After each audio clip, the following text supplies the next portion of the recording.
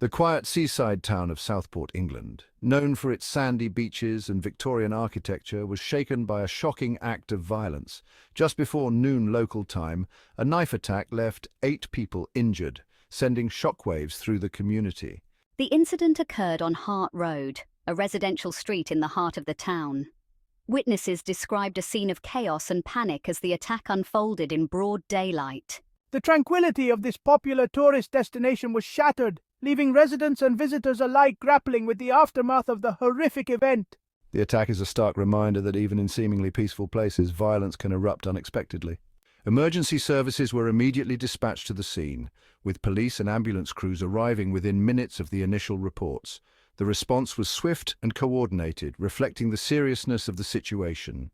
Police quickly secured the area, establishing a cordon around the crime scene to preserve evidence and ensure the safety of first responders and the public. The Northwest Ambulance Service deployed multiple units to Hart Road, including ambulances and rapid response vehicles. Paramedics worked tirelessly to triage the injured, providing immediate medical attention to those in critical condition. The injured were transported to nearby hospitals, with some victims requiring air ambulance transport due to the severity of their wounds. 8 people were injured in the attack, with their ages ranging from young children to adults. The Northwest Ambulance Service confirmed that several of the victims were children, a detail that has deeply affected the community and heightened the gravity of the situation. Alder Hey Children's Hospital in nearby Liverpool, a specialized facility for pediatric care, declared a major incident in response to the influx of young patients from the Southport stabbings. Medical staff at Alder Hey and other area hospitals are working around the clock to provide care and treatment to the injured. The hospital has implemented its emergency protocols to manage the influx of patients effectively and ensure the well-being of all those affected.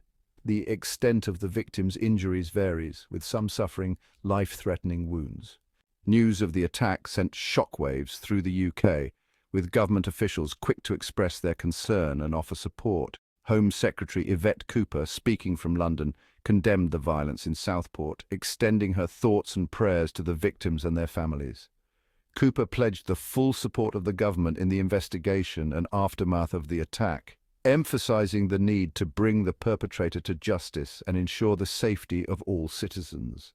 Local authorities in Southport echoed Cooper's sentiments, expressing their shock and sadness over the incident. The community has come together to offer support to the victims and their families, organizing vigils and fundraisers to aid in their recovery.